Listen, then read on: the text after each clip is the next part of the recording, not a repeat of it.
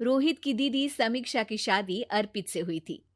रोहित 20 साल का था जो कि अपना पूरा दिन मोबाइल पर ही निकालता था।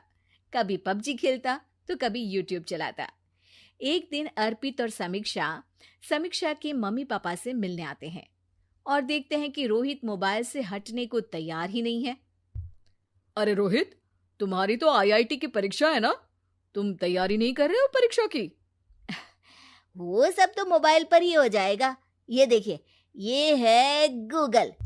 इससे जो भी पूछो वो सब बता देता है। तो आखिर कागज क्यों बर्बाद करूं? अरे पर तुम इन प्रश्नों की तैयारी बिना लिखोगे कैसे? उसमें क्या है, ये देखिए नोटपैड, बिल्कुल कॉपी जैसा है, इसी पर कर लूंगा। हम जब तुम्हारी उम्र के थे तब हम दोस्त मिलकर प्रश्न हल किया करते थे। उससे हमारी हैंडराइटिंग की भी प्रैक्टिस हो जाती थी और समय का भी अंदाजा लग जाता था। और फिर साथ में हम एक दूसरे की मदद भी कर देते थे अगर कोई अटक जाए तो। आपका जमाना अलग था जीजा जी। अभी जमाना फास्ट और स्मार्ट हो गया है। जमाना क्या, अब तो फोन भी स्मार्ट हो गया है। समय के साथ बदलना पड़ता है जीजा जी। अब बस भी कीजिए आप, हर चीज को लेक्चर में बदल देते हैं। रोहित अच्छा कर लेता है परीक्षा में। इतने में अर्पित के सास ससुर जी आ जाते हैं हॉल में और अर्पित इस बारे में बात नहीं करता।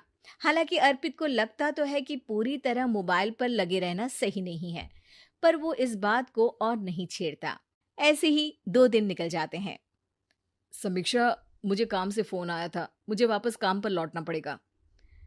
पर हमें आए हुए तो 2 ही दिन हुए हैं। अभी चले गए तो माँ और पापा को अच्छा नहीं लगेगा ना। अच्छा ठीक है, तुम रुक जाओ, मैं काम खत्म करके फिर लौट आऊंगा।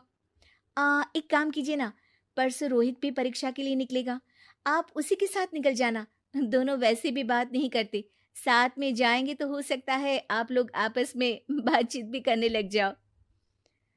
आह, ठीक है, मैं काम को 2 दिन टाल सकता हूँ। उसी रात जब सब खाना खाने बैठे थे तो अर्पित अपने जाने की खबर बाकी लोगों को बताता है।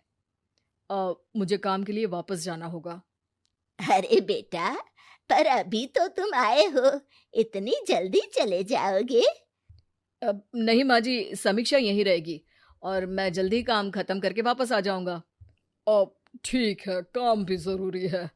वैसे कब निकलोगे बेटा? 2 दिन में। मैंने सुना है कि उस दिन रोहित को भी परीक्षा के लिए जाना है, तो कल मैं दोनों की टिकट करा लेता हूँ बुक। मेरी टिकट रहने दीजिए जीजा जी, मैं तो फोन से ही करवा लूंगा। हाँ, पर कोई दिक्कत हो गई तो? अरे कोई दिक्कत नहीं होती जीजा जी, फोन सब कर सकता है। हमारे फोन के रिचार्ज से लेकर टीवी का रिचार्ज सब रोहित यही फोन से बैठे बैठे कर देता है। अब ये नई चीज तो हमारे समझ के परे है, पर अच्छा है कि रोहित जानता है। हमारी मेहनत इतनी कम हो गई भाई। हाँ, पर अगर टिकट नहीं मिली तो? अर्पित की बात पूरी होने से पहले ही बिजली चली जाती है। अरे ये क्या हो गया, आपने बिजली का बिल भर तो दिया था ना? अरे नहीं, मैं तो भूल गया था।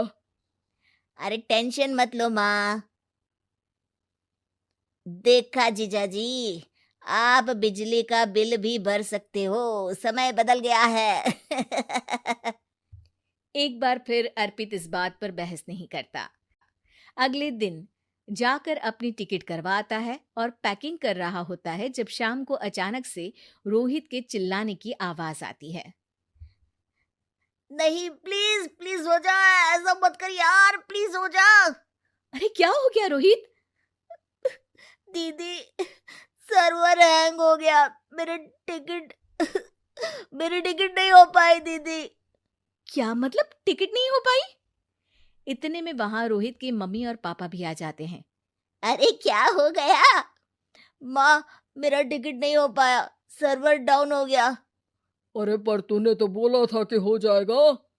हो जाता है, पर अब क्या करूं, ये क्या हो गया? अब कल की तो कोई बस भी नहीं है, ना ही अब टिकट मिलेगी ट्रेन की कल के लिए। मुझे तो कोई रास्ता नहीं दिख रहा। अब फिर लगता है मेरा ये साल बर्बाद हो जाएगा। घर पर एकदम से दुख का माहौल छा जाता है और सब रोहित को डांटते हैं, पर इतने में अर्पित वहां आ जाता है। आप सब रोहित को क्यों डांट रहे हैं? आपने ही तो उसे बढ़ावा दिया था ना। लेकिन इसकी लापरवाही के कारण इसकी परीक्षा छूट जाएगी। इसने तो हमसे कहा था कि टिकट हो जाएंगे। हे भगवान, अब क्या होगा? चिंता करने की कोई बात नहीं है। मैंने एक एक्स्ट्रा टिकट करवा ली थी। मैं समझता हूँ कि मोबाइल हमारा ही काम आसान करने के लिए है, पर उस पर ही पूरी तरह से निर्भर होना तो गलत बात है ना। रोहित टिकट को देखकर बहुत खुश हो जाता है और जोर से जाकर अपने जीजाजी के गले लग जाता है। सॉरी जीजाजी, मुझे आपकी बात ध्यान से सुननी चाहिए थी, पर थैंक यू सो मच। हाँ बेटा, तुमने तो इसका भविष्य बचा लिया।